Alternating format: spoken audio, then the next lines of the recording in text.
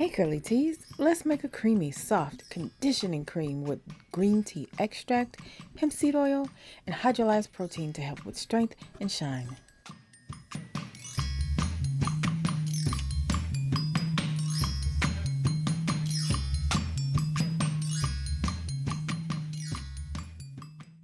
Natural hair beauty is possible if you take care of your hair and make the most of what nature has given you.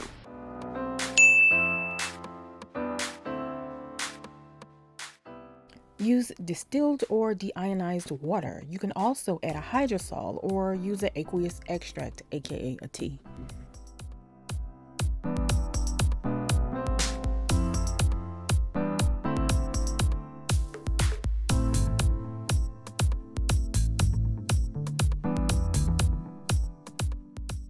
Propanediol is a popular humectant I use quite frequently.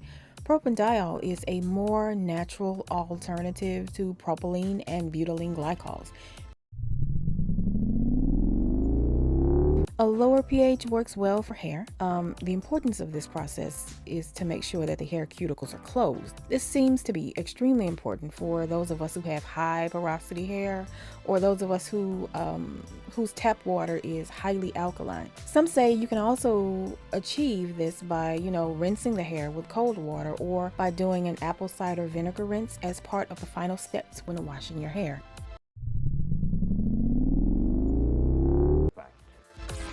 Let's see if we can explain it.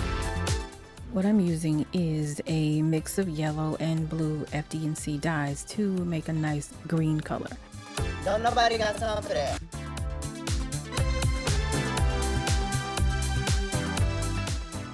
The powder dye is added to heated glycerin, water, and a water-soluble preservative. However, the percent of glycerin is very high, so you may not need the preservative at all.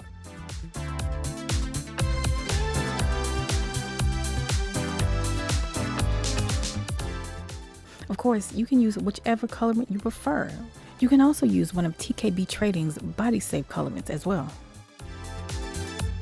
And you might also think that all this doesn't matter. Well, that's where you'd be wrong.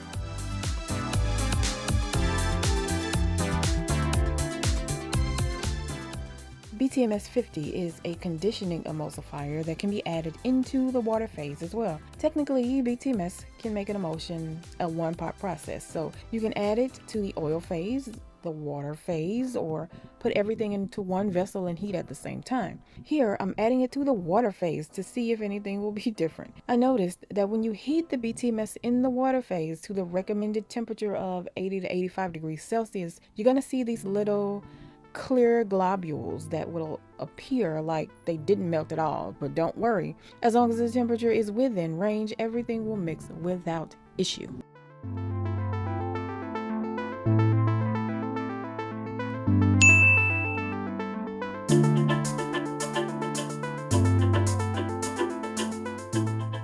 Shea oil is a softening oil meant to promote and protect hair. I like to use shea oil because I can still get some of the benefits of shea without worrying.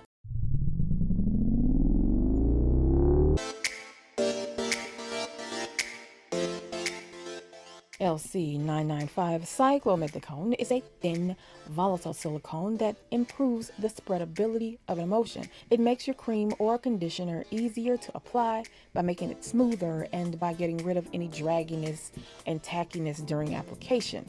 It's often used in skincare for this very reason, but in hair care, this particular silicone isn't known to cause large amounts of buildup because it's a volatile silicone, meaning it evaporates over time, basically.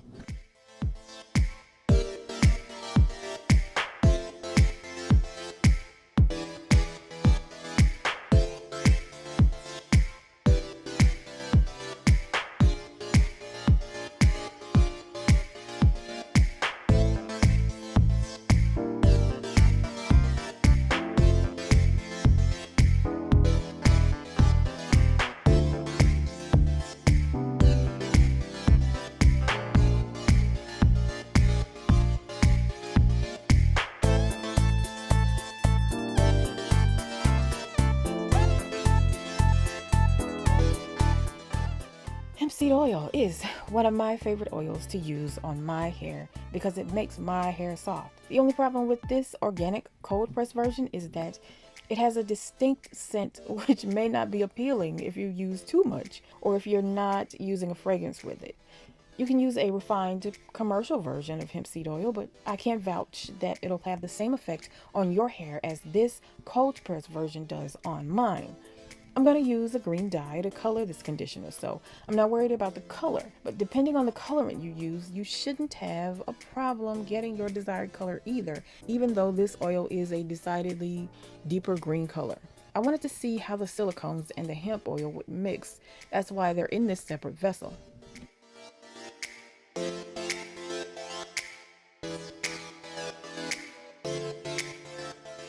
Every available development of science and engineering has been utilized.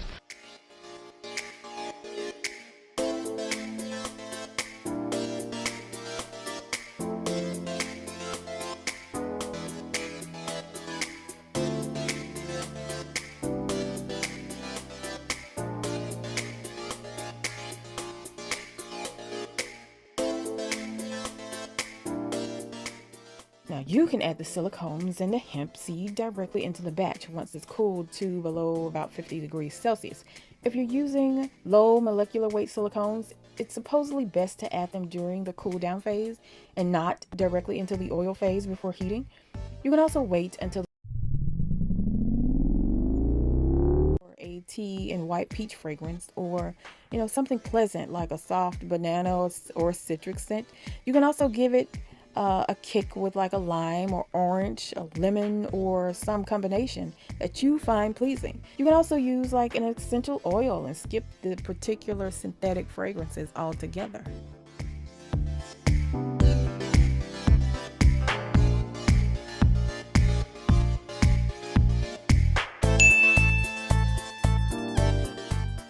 The final product is a lovely, rich, softening cream that's great at adding moisture to my dry curls. For me, it seems to apply better when my hair is damp, but I've used it to also moisturize my scalp in between washings. Yes, your hair will be soft, and yes, you still have to test it with your favorite gels, but I haven't noticed any issues.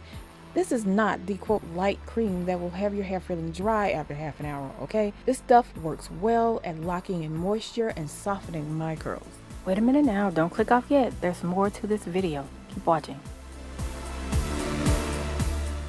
Now, before you're done, here are a few things to check for. Make sure you like the color. You can still adjust it, although it may be a little bit more difficult to do it at this point.